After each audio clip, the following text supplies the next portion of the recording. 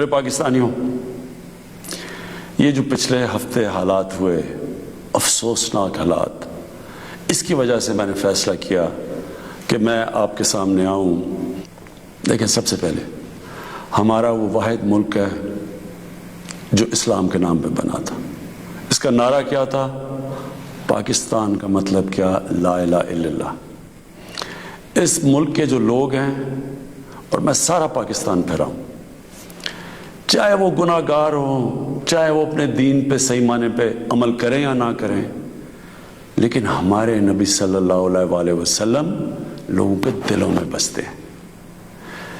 اس لیے جب بھی کہیں بھی دنیا میں ان کی شان میں کسی قسم کی گستاخی ہوتی ہے تو ہمیں یہ تکلیف ملتی ہے، لیکن کیونکہ میں دنیا پھرا ہوا ہوں، صرف ہمیں نہیں تکلیف ملتی، جو بھی جہاں بھی دنیا میں مسلمان بستا ہے ان سب کو تکلیف ہوتی ہے۔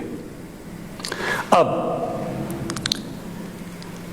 پچھلے ہفتے اور یہ جو افسوسناک حالات ہوئے، ایک جماعت نے ایسے لگا کہ ان کو شاید باقی پاکستانیوں سے زیادہ پیار ہے اپنے نبی سے۔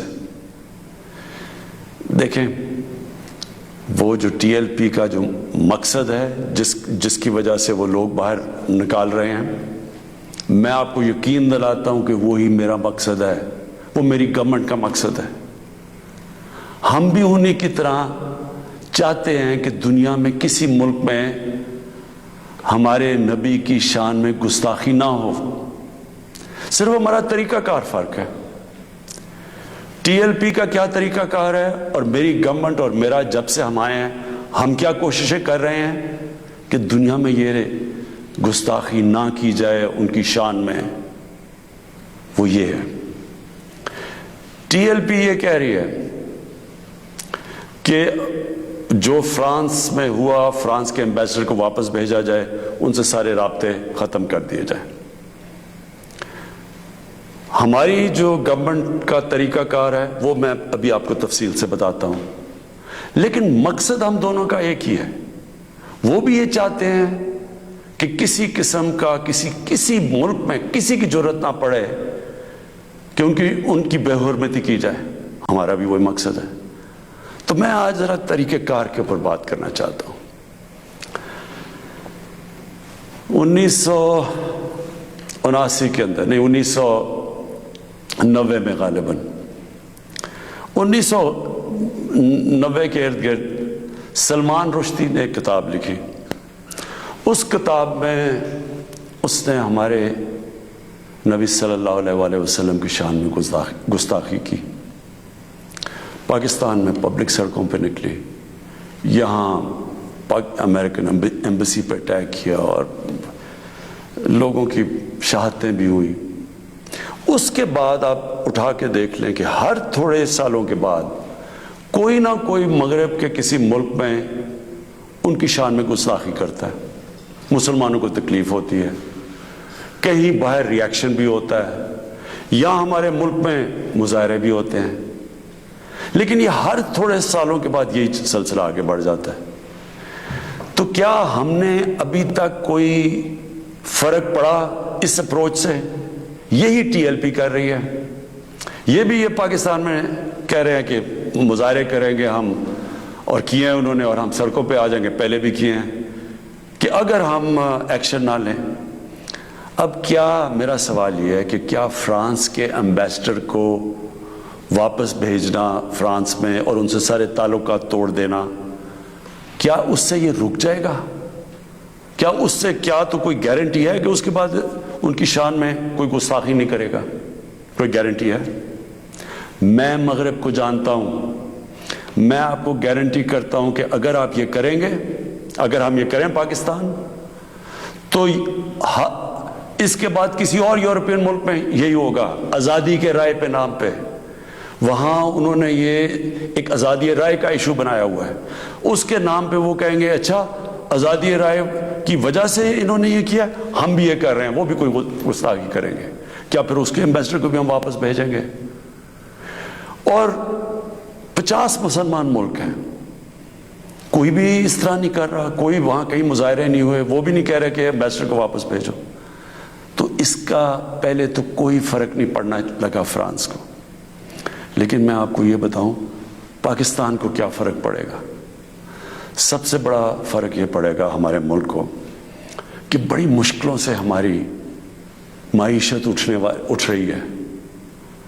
بڑی دیر کے بعد پاکستان کے اندر انڈسٹری اوپر جا رہی ہے. لارج اسکیل انڈسٹری بڑی دیر کے بعد اٹھ رہی ہے. نوکریاں مل رہی ہیں لوگوں کو. ہمارے ملک میں دولت میں اضافہ ہو رہا ہے. ہماری ایکسپورٹس بڑھ رہی ہیں. ہمارا روپیہ مضبوط ہو رہا ہے. بڑی دیر کے بعد روپیہ مضبوط ہوتا جا رہا ہے. جب روپیہ اوپر جاتا ہے تو مثلا پیٹرول اور ڈیزل سستا کیا ہے. باہر کی جو چیزیں ہم منگواتے ہیں وہ سستی ہونی شروع ہو گئی ہیں.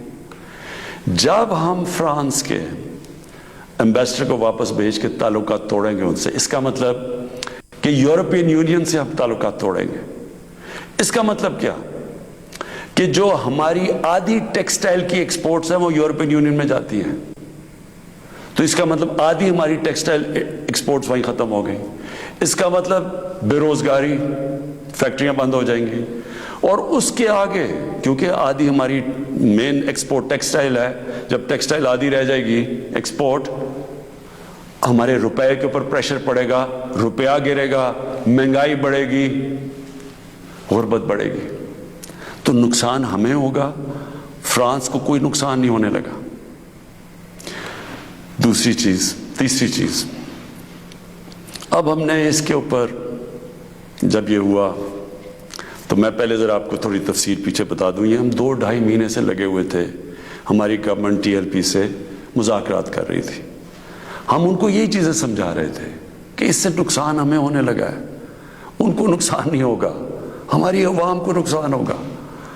مذاکرات چلتے جا رہے تھے. انہوں نے کہا جی اسمبلی میں رکھو, اور اسمبلی جو فیصلہ کرتی ہے. ہم نے فیصلہ کیا ٹھیک ہے ہم اسمبلی میں یہ رکھتے ہیں. لیکن ہم پھر دیکھنا شروع کیا کہ ان کی موبلائزیشن نیچے ہو رہی ہے, ان کی تیاریاں ہو رہی ہیں اسلام آباد آنے کے لیے. ایک طرف مذاکرات چل رہے ہیں, ایک طرف اسلام آباد آنے کی تیاریاں ہیں. پھر ابھی مذاکرات چل رہے ہیں اور ہم نے یہ فیصلہ کیا ہوا تھا کہ ہم اسمبلی میں رکھیں گے اس ایشو کو. تو پتہ چلا کہ انہوں نے پہلے اناؤنس کر دیا کہ جی اب تو فرانس کا اگر ایمبیسڈر آپ واپس نہیں بھیجیں گے تو ہم سارے اسلام آباد میں دھرنا دیں گے. تو یہ اس کے بعد یہ ہماری بات چیت ٹوٹی. اس کے بعد پھر یہ اریسٹ ہوئے. اب میں صرف آپ کو بتانا چاہتا ہوں کہ اس سے اب تک ہوا کیا ہے ہمارے ملک میں. ذرا دیکھ لیں کہ ہم نے اپنے آپ کو کتنا نقصان پہنچایا. اب تک 40 پولیس کی گاڑیوں کو جلا دیا گیا ہے. لوگوں کی پرائیویٹ پراپرٹی کے اوپر کئی لاکھوں کروڑوں روپے کا نقصان ہوا ہے. 4 پولیس والے شہید ہوئے ہیں. 800 سے زیادہ پولیس والے زخمی ہوئے ہیں. پہلے دن جب شروع ہوا تو تقریباً 100 سڑکیں بلاک کر دی. اس سے جو عوام کو نقصان ہوا, اس سے کئی جو آکسیجن کے سلنڈرز نہیں جا رہے تھے, بیچارے جو کرونا کے مریض ہیں, ان میں اموات ہوئی. اور پھر باہر سے کود پڑے لوگ, ہمارے پاکستان کے دشمن. ابھی تک ہم نے جو 4 لاکھ ٹویٹس کو اینالائز کیا, ان میں سے 70% فیک اکاؤنٹ سے تھی. مثلا پروپیگنڈا, جس طرح یورپین یونین کی ڈس انفارمیشن لیب نے جب بتایا کہ ہندوستان کی کوئی 600 سائٹس ہیں, فیک سائٹس, میڈیا سائٹس, جس سے وہ فیک نیوز اور پروپیگنڈا کر رہے ہیں پاکستان کے خلاف. تو یہاں بھی ہمیں پتہ چلا کہ 380 ہندوستان کے انڈیا کے گروپ تھے جو کہ واٹس ایپ سے فیک نیوز چلا رہے تھے کہ سول وار ہو گئی پاکستان میں. ہماری پولیٹیکل پارٹیز, مجھے افسوس سے کہنا پڑتا ہے کہ وہی JUI جو فضل الرحمان کی پارٹی, وہ بھی بیچ میں شامل ہو گئی کہ کسی طرح گورنمنٹ کو ڈیسٹیبلائز کریں, ملک کو نقصان پہنچائیں. ساتھ وہ نون لیگ. اب ان سے میں پوچھتا ہوں کہ جب یہ سلمان رشدی نے کتاب لکھی تھی تو نواز شریف تو پہلی دفعہ پرائم منسٹر بنے تھے, کتنی انہوں نے سٹیٹمنٹس دی تھی, کتنی دفعہ انہوں نے کسی فورم میں کہا تھا کہ اس نے بڑا غلط کام کیا، مسلمانوں کے دلوں کو تکلیف پہنچائی ہے. کتنی دفعہ کسی بھی مسلمان ہیڈ آف اسٹیٹ نے کسی انٹرنیشنل فورم پہ اس پہ بات کی تھی، تو آج ان کے ساتھ مل گئے ہیں صرف انتشار پھیلانے کے لیے. دیکھیں، اب یہ میں نے آپ کو بتایا کہ ایک اپروچ ہے کہ اپنے ملک میں مظاہرے کرو، اپنے ملک کو نقصان کرو، کوئی فرق نہیں پڑتا فرانس کو، اچھا ایمبیسڈر واپس بھیج دو، کوئی فرق نہیں پڑتا. اب یہ سنیں کہ میری اپروچ کیا ہے. مقصد تو ہمارا ایک ہی ہے. ہم کیا چاہتے ہیں کہ ہم یہ چاہتے ہیں کہ یہ جو ہر تھوڑے سالوں کے بعد ہمارے دلوں کو تکلیف پہنچائی جاتی ہے، اس کی دوسری اپروچ کیا ہے، یہ اب سنیں میری اپروچ کیا ہے. دیکھیں، میں پھر سے آپ کو بتاتا ہوں، مغرب کو میں سب سے بہتر سمجھتا ہوں. میری بڑی زندگی گزری ہے وہاں، میں ان کی سوچ کو جانتا ہوں. دیکھیں، سب سے پہلے جو کوشش کرنی چاہیے، جو ہم نے کی ہے، اور میں ابھی بتاتا ہوں ہم نے کیا کیا کوشش کی ہے. اچھا، میں یہ ذرا پہلے بتا دوں. سب سے پہلے جون 2019 میں 14ویں جو سمٹ تھی OIC کی، وہ پہلی دفعہ جا کے میں نے اسلاموفوبیا کی بھی بات کی، اور میں نے یہ بات کیا کہ جو مغرب کے اندر ہمارے پیارے نبی کی بے حرمتی کی جاتی ہے، کہ ہم سب مسلمان ملکوں کو مل کے ہم ایک پلان کرنا چاہیے، کہ اکٹھا اپروچ کرنا چاہیے، کہ ان کو سمجھانا چاہیے مغرب کو. دوسرا، میں نے پھر جب سپٹمبر 2019 میں یونائٹڈ نیشنز کی جنرل اسمبلی میں گیا، ادھر میں نے یہ اٹھایا دونوں چیزیں، اسلاموفوبیا کی بھی بات کی. اسلاموفوبیا کا کیا مطلب ہے؟ اسلام کے خلاف نفرت، اور اس نفرت کے اندر ایک یہ ہے کہ وہ ہمارے نبی صلی اللہ علیہ وسلم کی شان میں گستاخی کرتے ہیں. تو یہ ایک ہی چیز اکٹھے کرتے ہیں یہ. تو ادھر میں نے بات کی یونائٹڈ نیشنز میں. پھر اگلے سال جو 2020 میں یونائٹڈ نیشنز کی جنرل اسمبلی ہوئی، پھر میں نے اسلاموفوبیا کی بات کی، اور میں نے کہا کہ یہ کس طرح 1.25 ارب لوگوں کو تکلیف پہنچائی جاتی ہے. پھر یونائٹڈ نیشنز کی ہیومن رائٹس باڈیز کے اندر اور کمیشن میں میری گورنمنٹ نے مسلسل اسلاموفوبیا کی بات کی. پھر میں نے فیس بک کا جو CEO ہے مارک زکربرگ، میں نے اس کو خط لکھا کہ کیسے فیس بک کو استعمال نہیں کرنا چاہیے اسلاموفوبیا کے لیے. اور پھر جب یہ فرانس میں ہوا، اور جس کے اوپر یہ TLP کہہ رہی ہے کہ فرانس کے ایمبیسڈر کو واپس بھیجیں، میں نے سارے مسلمان ہیڈز آف سٹیٹس کو خط لکھا، اور میں نے ان کو کہا کہ ہمیں جوائنٹ ایکشن لینا چاہیے اس کے اوپر. اور اب میں آپ کو سمجھانا چاہتا ہوں میری اسٹریٹجی کیا ہے. اسٹریٹجی یہ ہے کہ ہم سارے مسلمان ملک کے جو ہیڈز ہیں، ہم مل کے مغرب کے فورمز میں، یورپین یونین میں، یونائٹڈ نیشنز میں، ہم ان کو یہ بتائیں کہ کیوں ہمیں تکلیف ہوتی ہے جب یہ آزادی رائے، فریڈم آف سپیچ کے نام پہ یہ جب نبی صلی اللہ علیہ وسلم کی شان میں گستاخی کرتے ہیں. کیونکہ ان کو اس چیز کی سمجھ نہیں ہے. مغرب کے اندر ان کے جو پیغمبر ہیں، ان کو اس طرح نہیں، ان کا پیار اور عشق جس طرح ہمارا ہے، ہمارے نبی سے ہے، ان کو اس طرح کا نہ، ان کی اس طرح کی عزت کرتے ہیں. اور وہاں بلکہ وہ دین کو ان کے اتنے قریب نہیں ہے جس طرح ہم اپنے دین کے قریب رہتے ہیں. اس لیے ہمیں ان کو سمجھانا پڑے گا، اور سمجھائیں گے جب آپ مل کے اکٹھے کلیکٹیولی مسلمان دنیا کے ہیڈز آف سٹیٹس جب ہم بات کریں گے، جو میں یہ ہر جگہ جن فورمز پہ کہتا گیا ہوں، تب اس کا اثر ہوگا. دنیا میں تھوڑے سے یہودی ہیں، لیکن وہ سارے یہودیوں نے اکٹھے ہو کے دنیا کو، مغربی دنیا کو بتایا ہے کہ جو ہولوکاسٹ تھا، جدھر یہودیوں کی قتل عام ہوئی تھی، انہوں نے کہا کہ اس کے خلاف کوئی منفی بات نہ کی جائے کہیں بھی، کسی میڈیا پہ. آج کہیں بھی، آج مغربی میڈیا کسی ملک میں ہولوکاسٹ کے خلاف کوئی بات نہیں کر سکتا. 4 یورپین ملک ایسے ہیں جدھر جیل میں ڈال دیتے ہیں اگر آپ ہولوکاسٹ کے خلاف کوئی منفی بات کریں. تو کیا ہم یہ نہیں ان کو باور کروا سکتے کہ ہمیں کتنی تکلیف پہنچتی ہے؟ اور یہ صرف، اور یہ ہم تب کریں گے جب ہم کلیکٹیولی مل کے کریں. اور میں آپ کو یقین دلاتا ہوں، کیونکہ میں مغرب کو سمجھتا ہوں، ان کو سمجھ ہی نہیں ہے اس چیز کی جب ہم پروٹیسٹ کرتے ہیں، جب ہم مظاہرے ہوتے ہیں، وہ سمجھتے ہیں یہ مسلمان آزادی رائے کے خلاف ہے، اور وہ پھر بجائے اس کو سمجھنے کے وہ پھر اور کوئی جان کے شرارت کرتے ہیں ہمیں تکلیف دینے کی۔ اس لیے پہلا تو یہ چیز ہے۔ اور دوسرا میں جو کہنا چاہتا ہوں وہ یہ، دوسرا طریقہ کیا ہے کہ جب ایک 50 مسلمان ملک مل کے یہ کہیں گے کہ اگر کسی ملک میں سے اس طرح کیا گیا تو ہم سارے مل کے ان کا ٹریڈ بوائیکاٹ کریں گے، ان کی ہم چیزیں نہیں خریدیں گے، اس کا اثر ہوگا۔ اس طرح ہم اپنا جو ہم مقصد ہے اس پہ پہنچ سکتے ہیں۔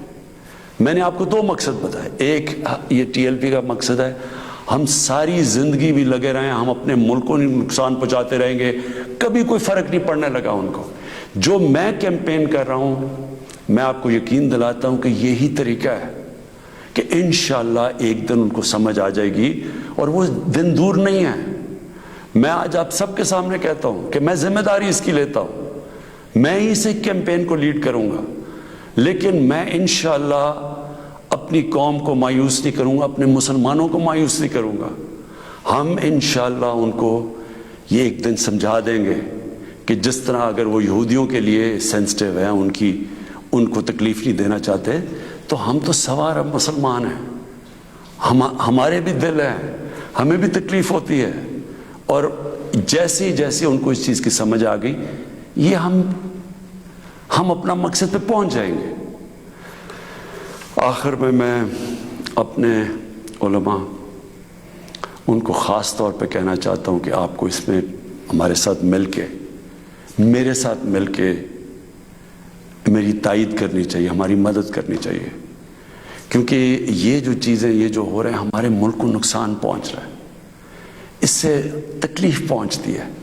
ہماری پولیس سے جو ہوا ہے، 800 پولیس انجر ہوئی ہے، جو ان کو کئی ہسپتالوں میں پڑے ہوئے ہیں، تو اس سے کس کو فائدہ ہوا ہے؟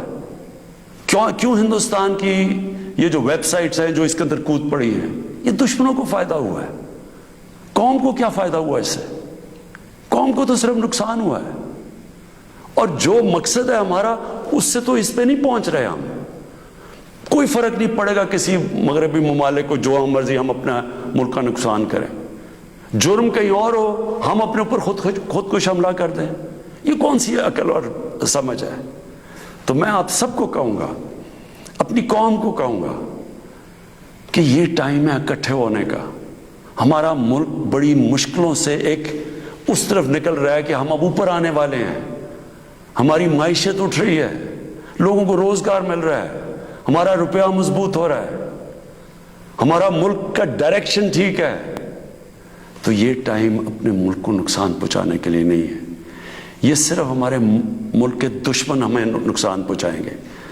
ہم سب کو اب اکٹھے ہو کے اللہ کا شکر ادا کرنا چاہیے کہ ہم یہ 2 سال بڑے مشکل وقت سے گزرے ہیں، حالانکہ ہمارے پاس اس وقت کرونا کا ایک تیسرا ویو آیا ہوا ہے، اس کے اوپر ہمیں سب کو مل کے SOPs پہ چلنا چاہیے، اللہ سے دعا کرنی چاہیے کہ ہمیں اس مشکل سے بھی نکال دے، اور پھر اس کا شکر ادا کرنا چاہیے کہ ہم 2 سال کے بعد ایک قوم، ہماری معیشت اٹھ رہی ہے، تو ہم اس کو نقصان نہ پہنچائیں۔ پاکستان پائندہ باد۔